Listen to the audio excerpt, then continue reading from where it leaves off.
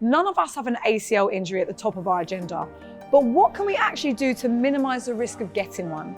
Today I'll be talking to a physiotherapist who's going to give us some hints and tips on how to avoid getting them in the first place. I want to stop an ACL injury before I even get it. Is that actually possible? Not quite. No one's injury proof. There's no ironclad way of saying, look, if you do X, Y, and Z, you'll never injure the ACL. Yep. But there are definitely things that can be done to minimise risks. Studies show that things like good variety of exercise that puts you in a good position to have good flexibility, good strength, good stability, that can really reduce risk. Simple things like, is the footwear appropriate for the activity that you're doing? Warm up and cool down before and after sport and exercise, yeah, it's important. We could go down a rabbit hole about how you do those sorts of things, but it's important that you don't just rock up, do what you want to do and then leave. You can't prevent it, not 100%, but there are definitely things that you can do to reduce the risk of it happening in the first place. So basically we're talking about footwear. Don't wear your high heels to the gym. Don't wear your church shoes, bopping in, jumping on a treadmill. Exactly. Terrible idea. Basic stuff, fasten your laces. Make sure the shoes aren't got holes in them. Make sure they fit properly. Make sure they fit The amount properly. of time I see people training when I'm in the gym and there's just gaps between their heel. Look, they might seem like simple things, and look, I'm not saying if you've got the right footwear, your ACL's great and you'll be fine, but they're just little, they're those sort of minute changes, those marginal gains, if you will, that can make a bit of a difference. If someone wants to help prevent getting an ACL injury, what are the things that they need to be doing? You can break it down to 3 things. So you've got flexibility, which is just general range of movement. If you've got the movement to do the activity that you want to do. Good strength, you could argue strength is the important one. So if you've got the strength to perform the function that you want to do, and then good stability. So it's not just the basic, can you do it? It's how well you do it, and is the knee safe to do it? I think it's important to note as well, when we're talking about strength, I can imagine some people watch this and think like, cool, I need to be like Arnold Schwarzenegger. That's not what you're saying. It just needs to be proportionate to what you do and how you function in life. Yeah, so just because you have good muscle bulk doesn't mean necessarily you've got good muscle strength for that activity. Definitely. So yeah, it's not about turning people into bodybuilders or anything sort of drastic like that, but even something as simple as, have you got the strength to go up and down stairs? Yeah. It's a basic thing that most of us do day in, day out, but have you got the strength to do it? Have you got the endurance to go for a 5-mile walk? It's not about really toning up, it's about, has the strength got a functional purpose?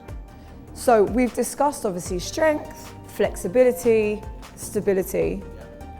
Is there a way of putting this in layman terms? Is there certain exercises that you would suggest just to keep it simple for everyone? Yeah, so there's not like a one size fits all. There's a million and one exercises you can do for each individual component. Flexibility, I mean, look, there's loads of stuff online where you can do like Pilates or yoga-based sort of type exercises. I'm not saying you've got to do yoga sessions, but you can take some of the movements and stretches from those types of things.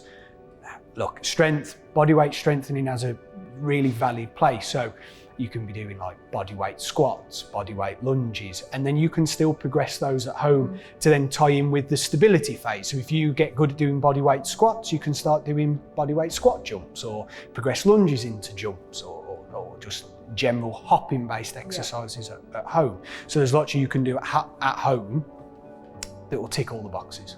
And it is about being functional, isn't it? I know when I'm training my clients, I want them to be functional human beings. So as you said, bodyweight squats, lunges is one of our functional movements, pushing, pulling, and that can literally be how I'm picking up my shopping bags. Are you picking up your shopping bags just on one side? Are we doing it on both sides? When we're putting stuff up, are we using both hands? Are we just using one? Let's try and use both just to be just functional human beings.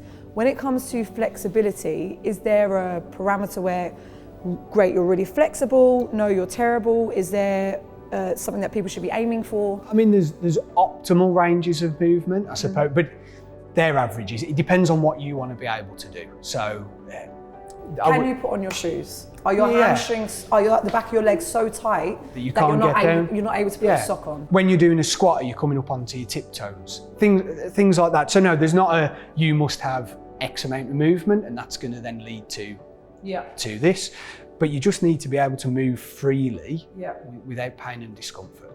And stability, obviously, is more like balancing stuff. Yeah, I mean, that's part of it. But generally, a lot of people, when we think balance, we think static. Stability is about, really you want to think about dynamic stability, so that when you're coming downstairs, is the knee able to tolerate that weight transfer from one step to another? Standing on one leg, but it's more dynamic stability than static. Because that is running, isn't it? You're on one leg, you're jumping to the other leg. So there's an element of balance, and we don't want obviously going... Yeah, or compensating for the lack of stability, which can then open up a can of worms. And this is where I guess they all marry into each other, don't they?